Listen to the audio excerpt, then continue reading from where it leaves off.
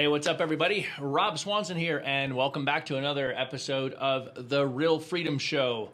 Hey, we are going to have some fun today. We're going to dive into a topic that I see out there in the real estate investor world and space all the time. And I got to tell you, most people screw it up. Even experienced investors screw this up. And now some of the people out there tend to screw it up by design, and other people just don't even know that they're screwing it up. What we're going to do is we're going to dive into, on this episode, the topic of scale. We've defined it, we've talked about it, we've broken it apart a little bit over prior episodes, but scale in the business context is a significant increase in the output, what you get, with little to no increase in input, what you have to put in. So you're going to put in a little bit more and you're going to get a lot more out. We're going to talk about how to scale your real estate investing business on this episode. Before we dive in, do you have questions? Have things come up, and as you've been listening to the last episodes, that you say to yourself, hey, I wonder if Rob would answer this for me. I wonder if he has any insight on this. If you follow me in social media at all, I'm fairly active on Facebook and Facebook groups. I give a lot of good information out there, a lot of free content. I just answer people's questions, and I would love to do the same for you too as well. And so here at The Real Freedom Show, we've got a Q&A call-in line that you can call, or you can send a text to 720-605-6265. And so if you have a question about anything related to freedom, real estate investing, how to build your business, business in general, shoot in a text or call and ask me the question. Again, the number is 720-605-6265. And that helps me design the content that is going to be the most relevant and helpful for you. So we are going to dive into this. Scale. I'm going to start by saying this. You will never build a true company that gets you out of the business until you hire a team. You can build a great business. You can build a great lifestyle. You can create passive income. But if your goal is to build a company, if your goal is to build a business, if your goal is to remove yourself from the business, you'll never do it until you figure out the art of building and hiring a team. Now, I'm going to tell you my personal story on this is one of a 20-year run. It's not an easy thing to do. Building a team, leading a team takes experience, it takes motivation, it takes drive from the owner, which is you. And you have to develop skills, and you have to put yourself in a position to say, I get how this works and I get how this goes down. Now, in this episode, in a few minutes, I'm going to talk you through our hiring process. And we're going to identify, if you intend and if you want to grow an active real estate investing business, we're going to talk about the key people that you will need to hire and what order we've hired those key people in. We're going to talk about different considerations for that hiring process. Do you bring them on as a W-2 employee, or do you bring them on as a 1099 contractor? We're going to talk about a variety of things, all the way into then our hiring process and getting the right people. Now, if you've ever read the book Good to Great, Good to Great is a book that talks about, one of their concepts in the book is get the right people on the bus, and then get the right people in the right seat on the bus, and then get those people in that seat doing the right things. That's the secret to this whole thing. If you can get the right people into your company as employees or contractors, if you can get them in the right role, and then if you can get them doing the right daily tasks, they can succeed and your business can grow. Your business can scale. And so that's what we're going to be talking about here on this episode. Now, my journey of doing this, I've hired and fired a lot of people over the years. And sometimes I've hired people that could be good on the bus, but I hired them for a role that was the wrong seat. Sometimes I've hired people that shouldn't have been on the bus, and that's a me problem, and we've had to ask them to step off the bus. Sometimes I've hired the right people on the bus in the wrong role. They've struggled, and I said, wait a minute, I think their skill is best used over here, and I've moved them to a new seat on the bus and put them doing the right tasks, and all of a sudden they thrived. And so as a leader, as an owner, as a business person, your job is to figure out and develop the systems, the processes, the knowledge you have to feed your mind constantly when it comes to hiring people. If you want to scale your business, you have to hire people. So let's talk about the first hire you need to make. As a business owner, here's what happens. Most people start a business, they get educated, they learn, they gain some knowledge, they buy a product, they consume free information, they sign up for a coaching program. They do all of the things to gain some knowledge around the technical skill and the thing that they have to do. And then they miss the part about, hey, at some point, I got to stop doing this. All of these little tasks, because in order for the business to get to where I want to go, I've got to get out of the day-to-day and I've got to get other people doing the tasks. So you are your company's first hire. You're the first person that you're going to have. And your job in that role as the first person, the founder, the CEO, the co-founder, the owner, your job is to identify where are you headed as a business, what are your objectives, what are you trying to do in business, and then what are the key roles that you need to backfill and get yourself out of. The first one is if your goal is to build an active real estate investing business, a real estate investing company that buys and sells and invests in property. The first role that you need to hire is known as the acquisitions person. You need to step away from going on appointments, doing phone calls, taking inbound leads, making outbound phone calls, managing the follow-up. You need to get out of that because it's not the highest and best use of your time. Now, you can only step out of that when you create a process and a system and a training that somebody that you hire can step into and learn how to do it. The business of real estate investing is a technical business. It takes some work, it takes some training, it takes some ability. Now, it's not hard. We've talked about in past episodes, there's only 3 numbers that you really need to know. What's it worth fixed up? How much is it going to cost to get it fixed up? And how much income will it produce? If you know those 3 numbers, and you understand how to run the math, those 3 numbers, you can evaluate and analyze any deal out there. Now, that's just part of the equation, right? So the numbers are easy. In real estate, if it was just all about the numbers, this business would be a piece of cake and very simple. The problem is it's not about the numbers. It's not even about the houses or the properties. It's about the people. It's about people and solving people's problems. So your acquisitions person, that first role that you need to replace yourself out of is an acquisitions person, and they have to be a naturally born, gifted, driving salesperson. They have to be a salesperson, period, end of story. Now, we're going to talk about, and I'm going to take this note so I don't forget to do it. We're going to talk about one of the processes and things that I use to evaluate whether people are going to be a good fit. And we use the DISC profile test here in my company, DISC. And I've used it for years. I'm very familiar with it. There are other ones out there. There's Myers-Briggs, there's Colby tests. I tend to like the DISC test that I use.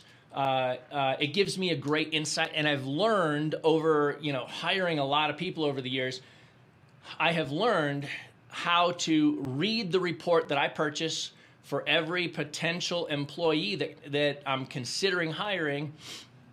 And as I've hired more and more people, I have figured out how to say, oh, okay, well, this new report, this new potential employee has the same DISC profile as this person that works for me now, or this person that used to work for me, or this person that I didn't hire for whatever reason, and I have a baseline. And you're going to develop that baseline, but we use the DISC test. Now, so acquisitions is the first role and in any business to scale, because here's what you need. You need a person sitting at a desk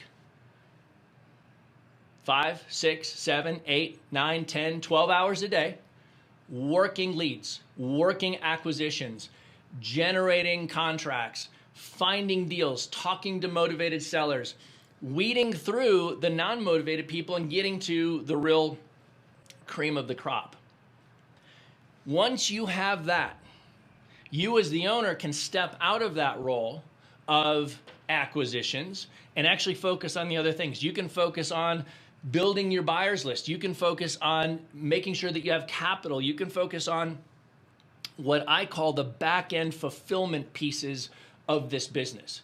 And so building a real estate investing business has a couple of key components. There's the front-end marketing and lead generation side.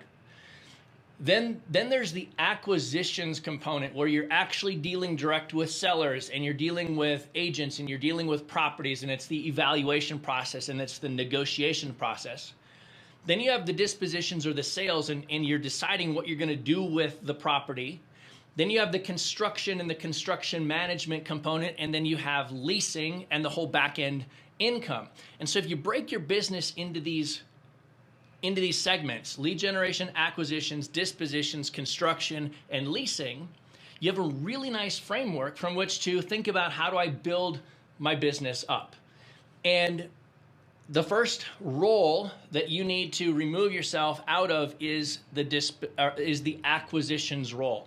You can teach somebody that's a naturally born and gifted salesperson that can follow a process and a script. You can teach them how to talk to a seller and get down to a price and prepare and make an offer. Then what happens is that acquisitions person does that and brings you a property address and a contract and says, hey, Rob, we can buy this one for this price. What do you think? Right? Because they already know you're working closely with them, you're training them, but they're doing the work. They're sitting there for 8 hours a day working and putting in the effort. That's the key to you stepping out. Now, the second role that most people need at that point, because what is your job at this point? Your job is to be developing relationships with title companies and lenders and buyers and contractors, and building the back-end components of the business. That's what you need to be doing. You need to be building the back end, because it's easy to get deals. Frankly, it's easy to get deals. The hard part is the back-end fulfillment components, and that's why you as the owner need to be focused in that area and arena of the business first and foremost. The second role you need to hire as your acquisitions person gets up to speed and working is what I would call an executive assistant. You need an office manager, an executive assistant, somebody that can take the load of doing the things, helping keep your calendar, helping schedule an appointment, making sure you show up to a meeting with a buyer on time, helping your acquisitions person coordinate transactions with title companies, receiving closing paperwork and making sure that you're there to get them signed. All of those things are what the executive assistant should be doing. They should be working directly for you to do all of the stuff that is menial. I don't want to say menial tasks, because executive assistant is not a menial job, but it's the tasks that have to be done that you shouldn't be doing, because they're not linked and exactly tied to revenue. I think of my business as a chain, and it's 10 links long, and link number 1 is connected directly to revenue. And as I go all the way back down, link number 10 are the things that have to happen in your business because they just flat out have to happen. but they're the farthest away from actually being connected to revenue. And once you get back beyond chain one, link 1, 2, 3, and you get back 4 to 10, you should not be doing those tasks. And so you need to get an acquisitions person that is directly link number 1 connected to revenue, driving revenue in your business, making sure that that stuff is coming in. Also, link number 1 is your dispositions, and it's selling the deals that you pull in, right? Link number 1 is acquisitions and dispositions. You need to be connected right there. Filling out paperwork, signing closing docs, packaging up in an overnight package to send it back to the title company, coordinating with the title company to make sure that both sides of a transaction close on time, on the same day. That's things that, while they're important, they have to be done, they're not directly connected to revenue. They create the revenue, it makes the revenue happen, but you need to be out there building the next relationship, finding the next deal, training your acquisitions person, making sure that that stuff is done. So number 1, you. Number 2, the first hire that you're going to make, an acquisitions person.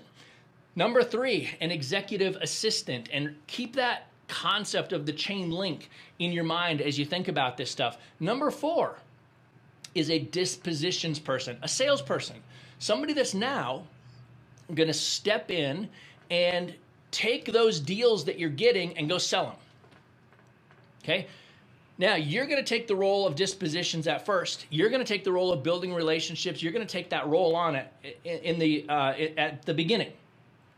But we're talking about scale. And you never scale your business until you build a team. One of the biggest fears that I hear people talk about is, hey, if I build a team, my team is just going to come in and they're going to learn what I do and how the business works.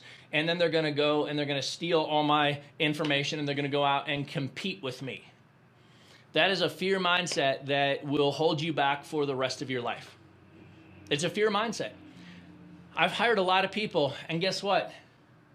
Nobody has gone out and become a competitor of mine that has hurt me or my business in any way, shape, or form. In fact, quite the contrary. Not only do I hire people and bring them into the inside of my business, but I coach people.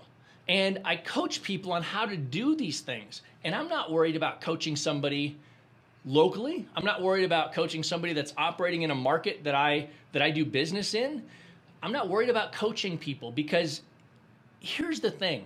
This idea of scarcity mindset or abundance mindset, I believe that if I can teach you how to do this business and you go out and do this business, and it has proven true to me over nearly 20 years, that we can do more and make more money together than we can separately.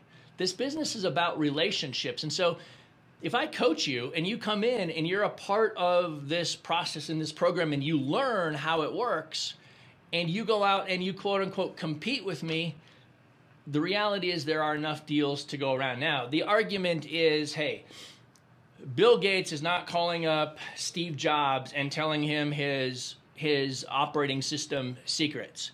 And frankly, Steve Jobs probably would not care about Bill Gates' operating system secrets, because the Mac operating system is far superior. For all you PC folks out there, I know you're going to probably send me in hate mail right now, and you're going to send your questions about Mac and operating systems on a PC to 720-605-6265. 720-605-6265. That's the hate mail you can send me about the PC and the Mac.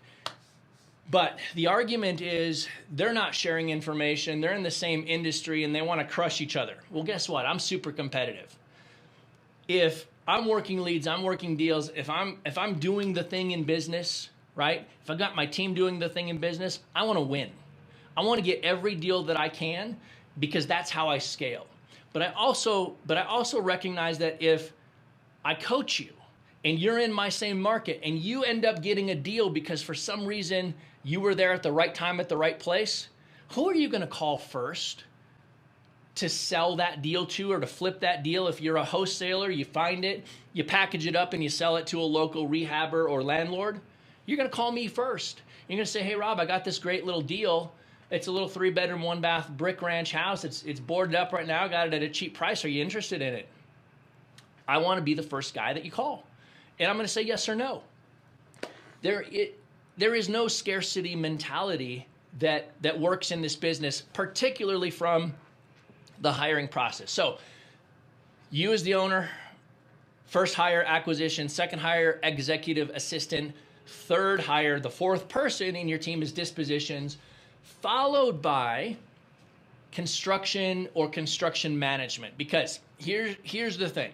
At some point, you're going to not just wholesale, not just buy and sell deals for a quick cash payday. At some point, you're going to say, hey, I want to take this one down. I want to close on it. I want to buy it. And I want to rehab it. I want to do this myself. At that point, what most owners do at each of these steps and at each of these phases, most owners get sucked into now doing the next thing. So now you become the construction manager. That's not a good use of your time. You should be making sure that your team is getting another deal, making sure that you have a buyer to flip it to or sell it to, or making sure that you have the funding and the financing, private lending, or whatever source of funding you're going to bring in to the table so that you can get the deal done. That's where you need to be focusing your effort. So that next hire is a construction manager, somebody to oversee your rehab projects. And the next one is a leasing manager. Okay, now you're starting to build your property portfolio. You should not be managing your properties. At some point, you're going to have to step out of those roles. Now, you're going to look at the team that you're building along the way, and the second hire was an executive assistant. So when you first start building your own passive income portfolio, your executive assistant is going to take on the role and the responsibilities of your leasing management, your internal property management.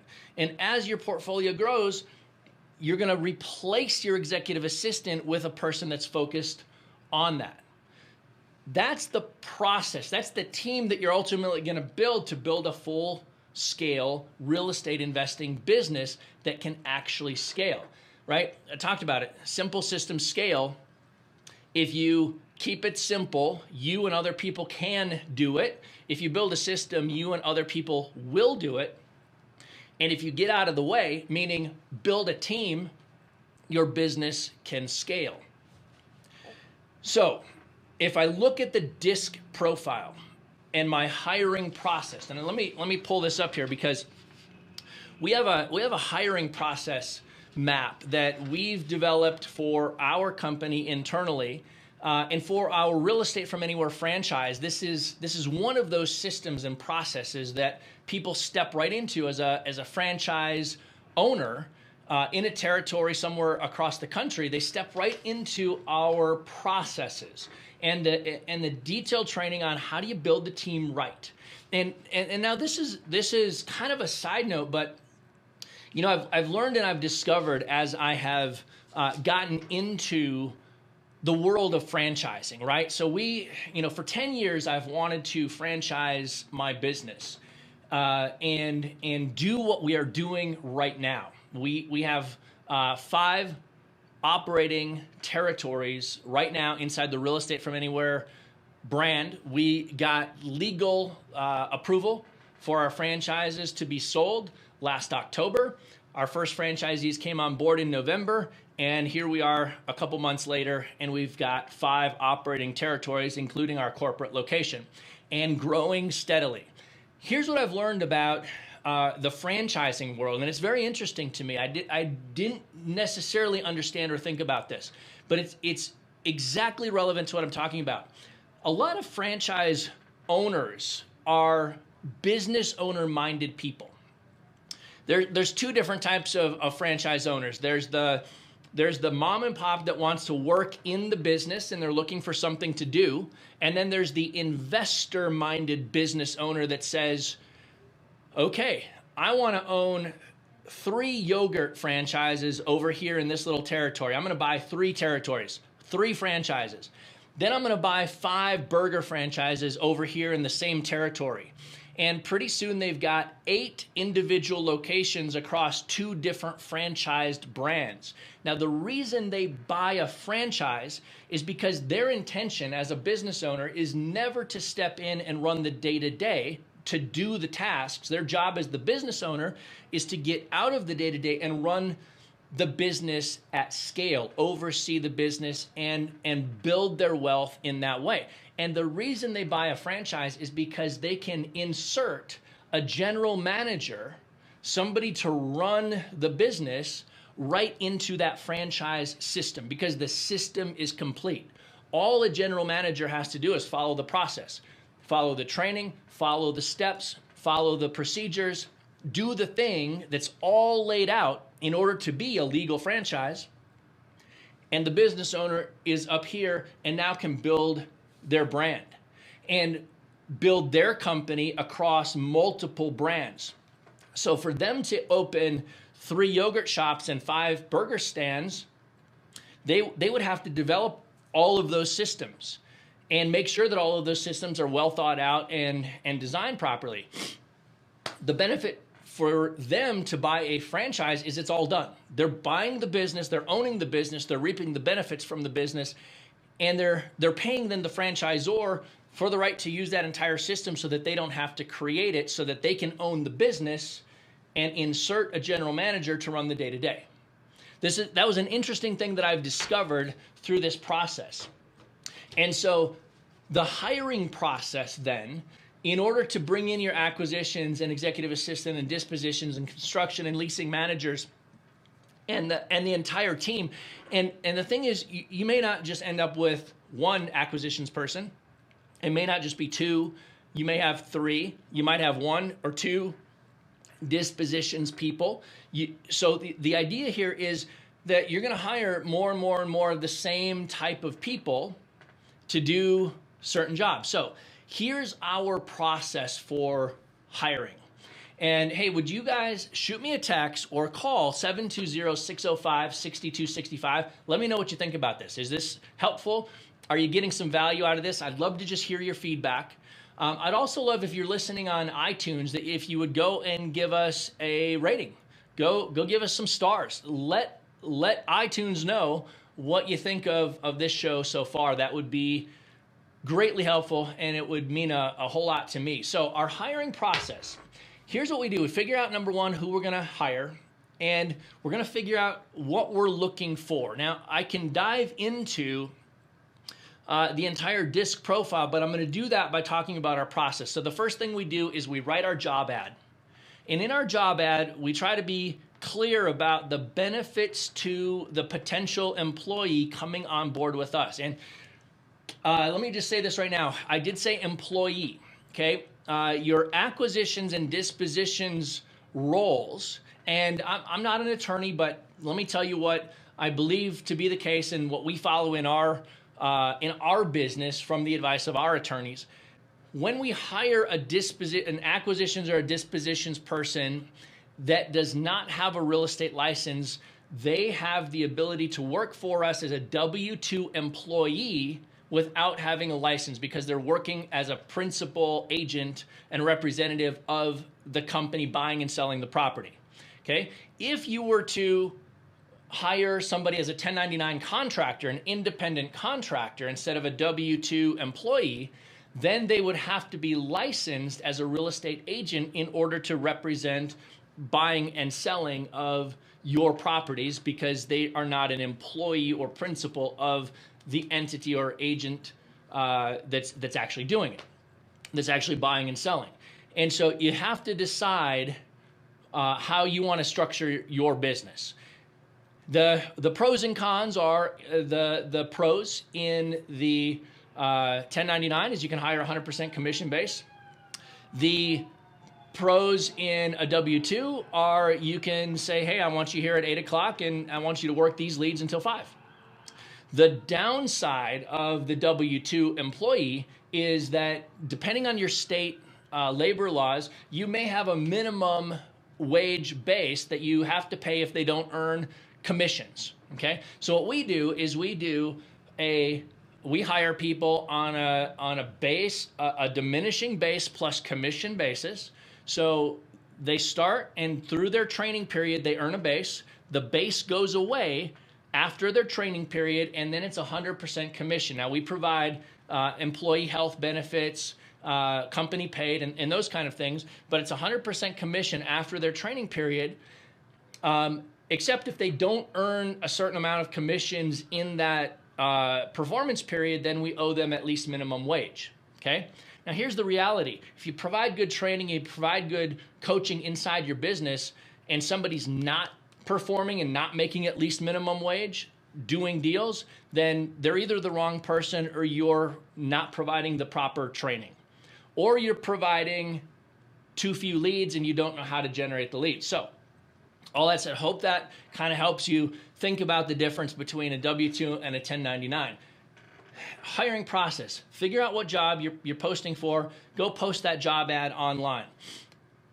The next piece is to drive those applications right into your CRM, right into your dashboard. When somebody hits your job ad, they fill out the application and they go right into your CRM where you've got a growing list of applications. Now, you can post these on Craigslist and drive them right to your website. You can post them on Indeed. You can do LinkedIn jobs. You can do a variety of places. The whole idea is to manage all of this and review your applicants. Now, when you post your job ad, what I like to do is I like to give specific instructions on how to apply for a position, okay? And, you know, it's usually 1, 2, 3 specific instructions. I want you to write me a cover letter to tell you why we'd be crazy not to hire you based on this job description. Number 2, I want you to submit your resume in a PDF format. Can you follow instructions? And number 3, tell me your salary history. Not what you want to make, tell me your salary history. If you do these 3 things and you submit your application, guess what? Your application review moves to the next step. If you don't do these things, if you can't follow simple instructions on the first application, guess what happens? You don't get to move forward in the hiring process. So here's the deal. We're at post the job ad, review the application. Number 3, schedule the first interview. Now, I'm going to stop us right here because we're a half an hour in. And what we're going to do is we're going to break this whole hiring process and this discussion of team building and scale into 2 episodes. And so what we're going to do right now is we're going to break us off right here at what we call step 3 in our hiring process, which is the first interview. And we're going to come back in the next episode, and I'm going to pick us up right there, and I'm going to walk us through the rest of the process, and so that you can actually get a good hiring process developed and in your own business set so that you can get out of some of the day-to-day and start doing the things that a business owner that has a goal of actually building a business needs to and should do. We'll talk more about DISC profile. We'll talk more about finding the right people, filtering them, scrubbing them, testing them to bring them on board, finding the right seat on the bus, and then what do you have them do on a regular basis in the next episode. This has been the Real Freedom Show. My name is Rob Swanson. If you have any questions about this episode or are just looking forward to the next episode, part 2, shoot me a text or call and ask me a question to 720-605-6265. 720-605-6265. And I'm going to throw this out here at the end. If you're sitting back and you're saying to yourself, hey, maybe I'm right for a real estate from anywhere franchise territory, we have upcoming franchise discovery days. And these franchise discovery days are your ability to come in at no cost as my guest if you're serious about building your business and think maybe franchising, maybe buying a system, owning your business, but buying a system that you can install the right people in to operate with a proven model. Maybe that makes some sense. See, the Real Estate from Anywhere franchise business is a recurring income business model that follows low risk, high margin strategies, that has a proven process, that is crash proof regardless of what the economy does. That's what we've developed. That's what we've built. If you think the franchise discovery day is right for you, you would like to come out and see what we're all about and see what this is all about, hang out with me and my team for a day, let us know. Our next one is coming up just around the corner. So shoot me a text. Let me know, 720-605-6265, and we'll give you a call back. We'll get you the information. We'll get you out here to our next franchise discovery day. I'm going to tell you, if you're brand new to this business and want an accelerated process, or if you're just looking to take your business to the next level and say, how do I do it? And I need the whole system. The system is packaged. It's ready to go. Come out to our franchise discovery day. I'd love to see you, love to meet you, love to shake hands, and love to be able to present to you. They're on Fridays from 9 to 3 right here in Denver. So 720-605-6265, and let us know that you'd like to come out, and we'll get you all the details. Hey, this is Rob Swanson for The Real Freedom Show, and we'll see you in part 2, the next episode.